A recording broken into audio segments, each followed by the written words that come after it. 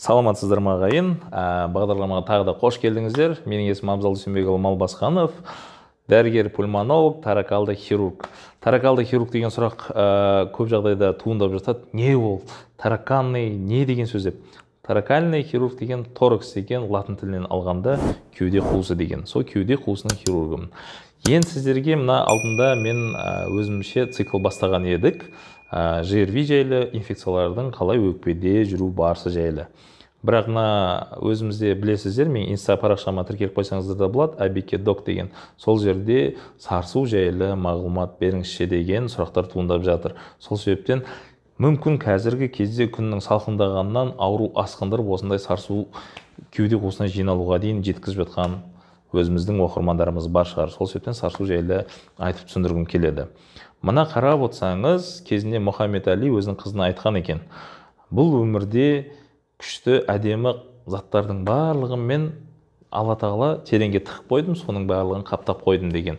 Біздегі өкпеде өте бағалы ағза, сол себептен оны жаратқан өзі өкпені қаптап қойған. Былайша айтқанда өкпенің тінін пленкаға салып қойған дегендей. Бірақ ол пленканың қабаты өте жұқа, жіңішке, нәзік болады. Оның қалыпты жағдайда біздің өкпеміз егерде ондай қабатпен қапталмаса, демалу барысында жыртылып қалады. Сол себептен біздің сыртқы келбетімізді, бұлшықеттерімізді тері қабаты жауып тұратын болса, кеудемізді плевра деген қабат жауып тұрады. Және де біздің кеуде қуысының ішкі жағын, ол да плевра қабаты, бірақ оны париеталды плевра дейді, өкпені қаптап тұрған қабатты висцералды плевра дейді. Екеуінің қызметі қандай? Бұның қызметі негізі күнделікті сұйықтық бөлу. Күніне 50 мл-ге дейін сұйықтық бөліп тұрады. Қарап отырсаңыз, 50 мл бір рюмка стакандағы су сияқты. Сонда не үшін десеңіз, бұл өкпе әрқашан. Сіз 1 минутта 16-дан 20 ретке дейін тыныс алатын болсаңыз, өкпеңіздің ішінде құрғақ болатын болса, өкпе жыртылып кетеді. Ал сұйықтық бөліп тұрған кезде ол майланып тұрады. Адамның өзінің тірек қимыл қозғалатын жердің барлығында майлар бар. Бір сұрақ, мына мысалы үлкен кісілерде тізе буын жаңағы қақсауы болады, сол кезде айтады, буындағы май кетті деп. Сол май кеткен кезде буынның сырқырауы ауруы болады. Егерде осы бағдарлама қызық болатын болса, ол жайлы да тоқталып кетуімізге болады кейін. Сарысуға оралайық. Кеуде қуысындағы сол плевра қабаты қабынған кезде, әсіресе париеталды плевра сұйықтық бөледі, висцералды плевра сол сұйықты сіңіріп алады. Өкпеде қабыну болған кезде, нақа болмаса плевраның өзі қабынған кезде, плевра сұйықтықты бөле береді, бірақ сұйықтықты қабылдай сорып жинай алмай қалады. Сонда кеуде қуысына сұйықтық толып кеткен кезде, өкпеге жаңағы судың ішіне бата алмайды. Бағдарламалардың бірінде айтып кеткен, өкпе шарик сияқты. Көздеріңізге елестетіп көріңіздер. Нақамызда бала кезде жасаған шығарсыздар. Бір шелекке су толтырамыз, сол шелекке біз ауа үрленген шарикті батыра аламыз ба? Әрине батпайды. Сол сияқты өкпеде кеуде қуысына су толып кеткен кезде сол судың ішіне бата алмай адамға ауа жетпей кетеді. Сол себептен бұл жерде плевраны зерттеу керек. Плевраны қалай зерттеу керек? Мен жаңа бағдарламаның басында айттым, менің мамандығым торакалды хирург деп.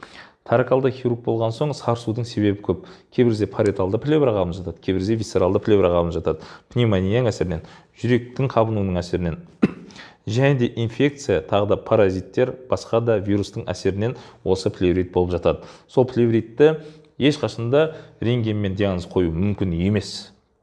Егер де сізге плевриттің қандай негізде шыққан айтып берем деген адам болатын болса, өтірік айту мүмкін. Бұны тек қана хирургиялық жолменен қазіргі 21 ғасырда қолдарыңызда барлығыңыздың қазір планшет те бар, смартфондар да бар, сол сияқты медицинада өте дамыған. Көп жағдайда операцияны бұрынғыдай жаңағы айтып жатады ғой, ашып тастап жасамайды.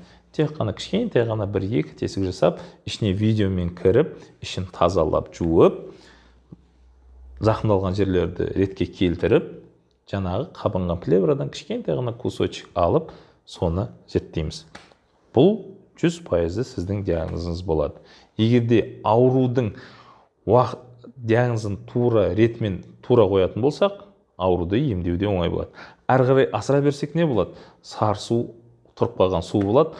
Қазақта сөз бар ғой, ағын судың арамы жоқ дейді.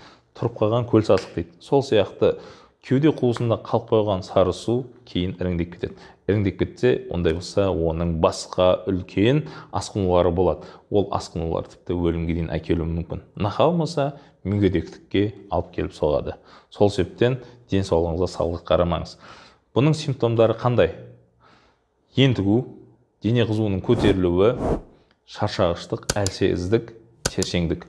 Сол себептен кеудеңізде сарысу болатын болса, өзінен өзі кетіп қалады деп ойламаңыздар. Сарысу ешқашанда өзінен өзі кетіп қалмайды. Қаралыңыздар. Парақшама тіркеліп қойыңыздар, және де бөлісіп қойсаңыздар болады. Сіздерге рахмет.